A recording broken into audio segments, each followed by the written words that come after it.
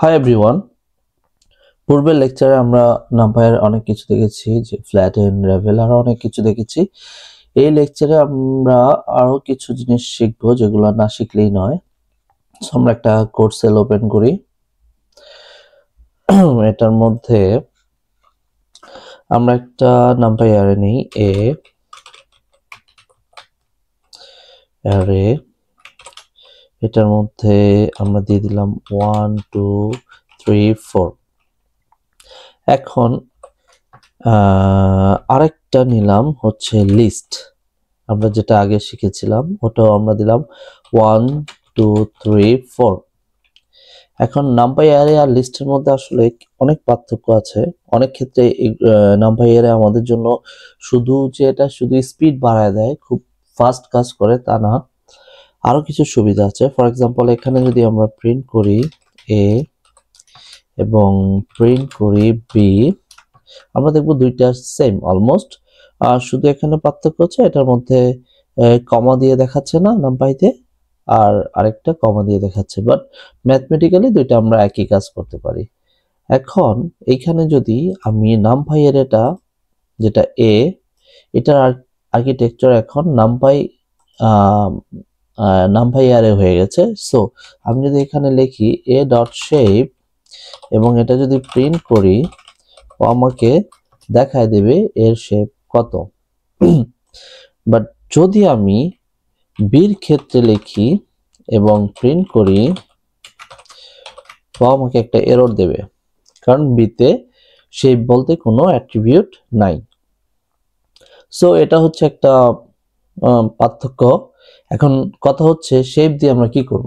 Shape আমাদের আসলে অনেক কাজে লাগে। এটা আমরা যদি আপাত দৃষ্টিতে দেখতেছি যে আমরা তো শুধু শেপটা জানতেছি না, যখন আমরা 2D অ্যারে ইউজ করব, সামনে আরো কাজ করব, তখন দেখব যে শেপটা আমাদের অনেক কাজে লাগে। এই ক্ষেত্রে আমরা লিস্টের ক্ষেত্রে শেপ না দেখে আমরা যেটা পারি, লেন দিয়ে আমরা বির লেন কত সেটা দেখতে পারি। যেহেতু এটা 1D অ্যারে, আমরা শুধু লেনটা এখানে দেখলে বোঝা যাচ্ছে যে এটা 4টা এলিমেন্ট আছে। এটা একটা বেসিক পার্থক্য, জাস্ট জেনে রাখলাম, আমাদের ভবিষ্যতে লাগবে। এখন আমরা যেটা শিখব, একটা সেল ওপেন করে এখানে যদি আমি লিখি a.np.arrange 15 দিয়ে দিলাম, যে আমাকে 15টা এলিমেন্ট নেবে 0 থেকে 14। এটাকে আমি একটু রিশেপ করে 3/5 একটা ম্যাট্রিক্স বানাই ফেললাম। এখন আমি যদি চাই যে 3/5 ম্যাট্রিক্সটার সাথে আরেকটা নিচে আরেকটা রো অ্যাড করব, 15 এরকম রোটা অ্যাড করব। আমাদের আরেকটা রো এরকম 10 20 30 40 50 এটাকে আমরা নিচে অ্যাড করে দেব। তো সেটা কিভাবে করতে হয়, সেটার জন্য আমাকে লিখতে হবে এ কমা এই জিনিসটাকে অ্যাড করা মানে হচ্ছে অ্যাপেন্ড করে দেব, যেটা ইংলিশে অ্যাপেন্ড শব্দের অর্থ যুক্ত করে দাও সবার শেষে। এটার জন্য কি লিখতে হয়, np.append, তারপর কমা দিয়ে হচ্ছে অ্যারেটার নাম এ, তারপর সাথে হচ্ছে আমার দিতে হবে এই কোন এলিমেন্ট গুলো দেব। সো এটা আমরা দিয়ে দিয়েছি এখানে। তারপর যদি আমি এটা লিখে দেই, তাহলে ও যুক্ত করে দেবে, ঠিক আছে, কিন্তু এই আর্কিটেকচারটা ও ভেঙে দেবে, ভেঙে দিয়ে 1 ডাইমেনশন সেই শুরুর আর্কিটেকচার রিশেপের পূর্বে যা ছিল এরকম করে দেবে। দেখি আমরা কি দেয়। ও পুরো ভ্যালুটা একটা অ্যারের মধ্যে 1Dর একটা অ্যারের মধ্যে করে দিয়েছে, একটা লিস্টের মধ্যে। সো এটাকে আমাদের কি করতে হবে, এটাকে আমাদের আবার রিশেপ করতে হবে। রিশেপ করে এখন যেহেতু আমরা একটা রো বাড়াই দিচ্ছি, এখন আর 3/5 হবে না, এটা হবে 4/5। 4/5 দিলে আমাদেরকে এখন দেখাচ্ছে এভাবে 4টা রো হয়ে গেছে। একটা জিনিস আমরা শিখিনি, সেটা হচ্ছে যখনই আমরা এরকম দিচ্ছি অ্যারেঞ্জ বা এরকম করে দিচ্ছি, ও 0 1 2 3 4 এরকম করে সাজাচ্ছে, কিন্তু প্রথমে বাম থেকে ডান দিকে যাচ্ছে, তারপরের লাইনে বাম থেকে ডান দিকে যাচ্ছে এরকম। কিন্তু আমরা যদি চাই যে না, উপর থেকে নিচে যাবে, 0 1 2 3 4 5 এরকম করে যাবে, সেক্ষেত্রে আমাদের যেটা করতে হয়, এই রিশেপের পরে আমাদের অ্যারে সাইজটা দিয়ে তারপর লিখতে হয় অর্ডার, ক্লোন দিয়ে এফ এফ। যদি আমরা সি দেই তাহলে যা আছে তাই হবে, মানে অর্ডারটা তুমি কলাম ওয়াইজ রাখো, ও কলাম ওয়াইজ রাখতেছে আগের মতো। এফ দিলে সেটাকে ফলস করে দেয়, তাহলে যেটা হয় এখন অর্ডারটা হবে রো ওয়াইজ, 1 2 3 এরকম করে যাবে। দেখি, হ্যাঁ 0 1 2 3 4 5 6 7 এরকম করে যাচ্ছে। সো আমরা দেখতে পাচ্ছি যেটাও করা যায়।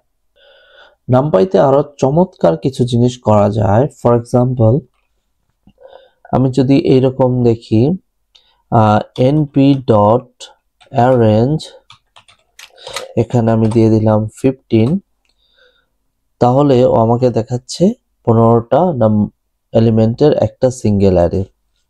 যেটা আমরা শিখেছি রিশেপ দিয়ে যদি আমি লিখে দিই 3/5, তাহলে আমাকে এরকম করে দিচ্ছে। আমি যদি এটার পরে আবার ডট দিয়ে লিখে দেই এরকম রাভেল, তাহলে ও আমাকে আবার সেই 1D তে কনভার্ট করে দিচ্ছে। তার মানে নামপাইতে আমি এরকম ডট দিয়ে যা খুশি করতে পারবো। 5/3 করে দেই। যখন যে অবস্থা আছে ডট দিলে ওই অবস্থা থেকে ডটের পরে অ্যাকশনটা হয়।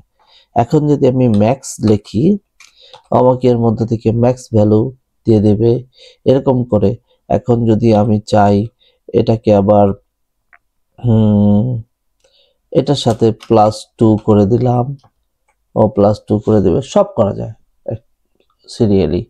সো আমি দেখতে পাচ্ছি যে ডট দিয়ে দিয়ে নামপাইতে আমি যা খুশি করতে পারতেছি পরবর্তীতে। এখন আরেকটা জিনিস একটু শিখি, সেটা হচ্ছে আমাদের কাছে একটা অ্যারে আছে এইরকম, np ডট অ্যারে অ্যারেঞ্জ দিয়ে আমি একটা অ্যারে তৈরি করি আগে। অ্যারেঞ্জ দিয়ে দিলাম হচ্ছে 8, এরকম দিয়ে দিলাম। তারপর রিশেপ আমি এখানে করে দিলাম 2 4, আমাকে রিশেপ করে একটা অ্যারে দিয়ে দিল এরকম। এখন আমি চাচ্ছি এই অ্যারেটার মাঝামাঝি বা কোন একটা জায়গায় ভাগ করে দুইটা অ্যারেতে করে ফেলবো, দুইটা অ্যারে বানাবো। সেটার জন্য আমরা কি করব, স্প্লিট 1 স্প্লিট 2, দুইটা অ্যারে নাম দিলাম। এটার মধ্যে np ডট h স্প্লিট এইরকম করে আমাকে এই অ্যারের নামটা দিতে হবে প্রথমে। তারপর আমি ওকে বলে দেব কোথায় বিভক্ত করব। যদি আমি 1 দেই তাহলে এই বরাবর করবে, 2 দিলে এই জায়গায়, 3 দিলে এই জায়গায়। তাহলে আমি দেখি 1 দিয়ে দিলাম, তাহলে স্প্লিট 1 এর মধ্যে যাবে শুধু 0 আর 4, বাকিগুলোর মধ্যে যাবে পুরোটা। আমি যদি প্রিন্ট করি স্প্লিট 1 প্রিন্ট স্প্লিট 2, তাহলে দেখব হ্যাঁ 0 4 আমার স্প্লিট 1 এর মধ্যে গেছে আর পুরোটা গেছে স্প্লিট 2 এর মধ্যে। এখন আমি চাইলে এখানে যদি 2 দেই তাহলে আবার এক ঘর সরে যাবে, 0 1 4 5 এটা যাবে স্প্লিট 1 এ, বাকিটা যাবে স্প্লিট 2 তে। এভাবে যদি আবার আমি এখানে 3 দেই তাহলে প্রথম 3টা রো 3টা কলাম যাবে স্প্লিট 1 এ, বাকি 2টা যাবে স্প্লিট 2 তে। তার মানে আমরা একটা অ্যারেকে যে কোনো জায়গায় বিভক্ত করতে পারি। এই যে বিভক্তটা করলাম, এই বিভক্তটা হচ্ছে আমি কলাম ওয়াইজ বিভক্ত করলাম। এখন আমি যদি চাই যে না আমি কলাম ওয়াইজ করব না, আমি এটাকে স্প্লিট করব রো ওয়াইজ। সো এই জায়গায় আমরা লিখেছিলাম এইচ স্প্লিট, এটা হচ্ছে হরাইজন্টাল স্প্লিট করে দেয়। আমি যদি এটাকে না করি তাহলেও ভার্টিক্যালি স্প্লিট করে দেবে। সো আমরা যদি সেটা দেখতে চাই, আমরা একটু একটা বড় এনে নিই, তাহলে আমাদের জন্য সুবিধা হবে। আমরা এখানে a equals to np.arrange, এখানে আমি 15 দিয়ে দিই, 15 দিয়ে তারপর রিশেপ করে 5 হ্যাঁ 5 3 একটা নিয়ে নিলাম। এটা হচ্ছে এরকম। এখন যদি এটাকে আমরা স্প্লিট করি এরকম করে আগের মতো, স্প্লিট 1, স্প্লিট 2, এইবার আমরা np.h স্প্লিট না লিখে এখানে শুধু স্প্লিট লিখব। শুধু স্প্লিট করো, এ নামক অ্যারেটাকে করো, এবং আমরা এখানে ওকে এবার ইন্ডেক্স দেব। আমি যদি 1 দেই তাহলে এই উপরের পার্টটাকে ও নেবে স্প্লিট 1-এ, বাকিগুলো নেবে স্প্লিট 2-তে। এবার আমরা প্রিন্ট দিয়ে তাহলে দেখি সেটা কি করে কিনা। স্প্লিট 1, স্প্লিট 2, হ্যাঁ আমরা দেখতেছি 0 1 2 আমাদের একটার মধ্যে চলে গেছে, বাকিগুলো পরেরটা। এরকম করে আমরা যদি 2 দেই তাহলে আবার সরাবে এক ঘর, 3 দেই, এরকম করে আমরা 4 দেই, এরপর আমাদের শুধু একটা রয়ে আছে। 5 দিলে আউট অফ বাউন্ডারি হয়ে যাবে, একটা এরর দেওয়ার কথা না, ও 0 দিয়েছে, এর পরে দিলে এরর দেবে 6। ও আসলে এরপরে নাই, আমাদের স্প্লিট করার কোনো সুযোগ নাই, এই কারণে ও এরর দিচ্ছে না, বাট 0 একটা দিচ্ছে স্প্লিট 2-তে 0। তার মানে এখানে আমাদের 4 পর্যন্ত যাবে। সো আমরা দেখি যে এভাবে করা যায়, স্প্লিট করা যায়। সো এই লেকচারটা এই পর্যন্তই, দেখা হবে পরবর্তী লেকচারে।